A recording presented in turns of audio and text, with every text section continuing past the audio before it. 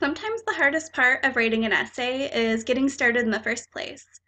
There's a lot of different things that can come into play, such as procrastination or bad time management, or sometimes you just can't really think of any ideas. This video is going to be about a couple of tips that help me get started to write. Everyone's different, so some of these may work great for you and some of them might not, but it's always worth a try to see what might work for you, so I'd recommend trying as many as you'd like. Before getting started on the writing process, one of the best things to do is to set up a timeline to prevent bad planning. You can basically plan these tiny little steps here and there instead of making yourself overwhelmed trying to do everything all at once. For example, you can set aside about 30 minutes to an hour, a really manageable time, to get done one step.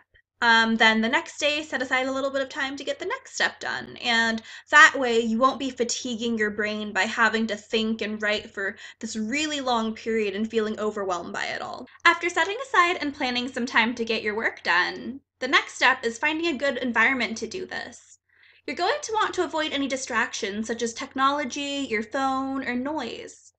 And you most likely know better than anyone what is likely to distract you. And trust me, I've been there. Procrastination and distractions are a real problem, and you can really overestimate what you think that you can do, and realistically, it's just so much easier to put everything aside and focus on the task at hand. After you're ready to get started, the most important advice is don't feel pressured to do everything perfect.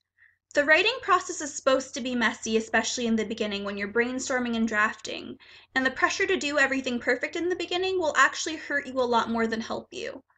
It can hurt your creative process by making you feel blocked from your ideas. Sometimes actually coming up with ideas that you don't like will help lead you to the ideas that you do like. Additionally, the pressure can make you feel stressed out because you start overcomplicating things. And when you start overcomplicating things, it'll make you more likely to want to put everything aside and not deal with it.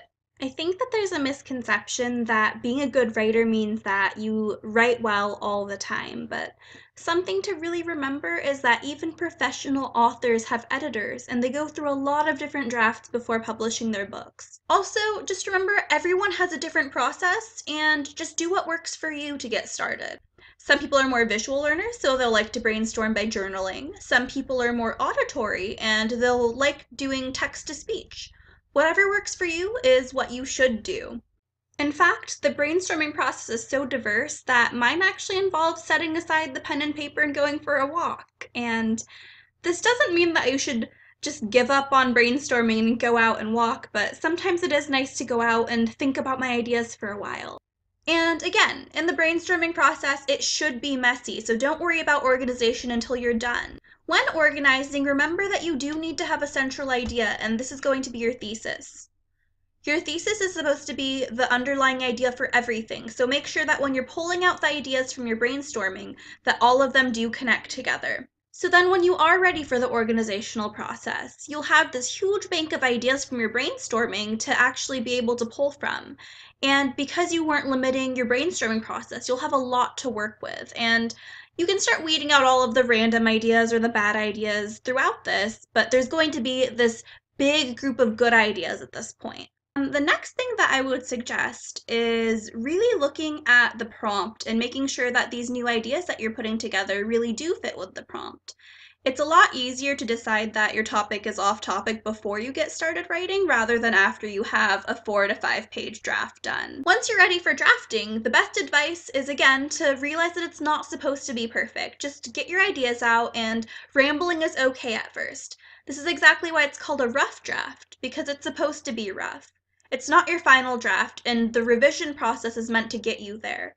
So in the beginning, don't feel the pressure to be perfect. The pressure will honestly hurt you a lot more than it will help you in all of these different situations. Hopefully this video helped you get some ideas of how to brainstorm and how to draft, and it's important to really just know that it's not as scary as it needs to be, and to not feel the pressure to be perfect. And I know I've said this many times, but it truly is underrated. A lot of my writing process problems truly came from feeling all of this unneeded pressure that made me not want to deal with writing, but it doesn't have to be that way. So good luck in your drafts, and hopefully this will help you for any writing to come.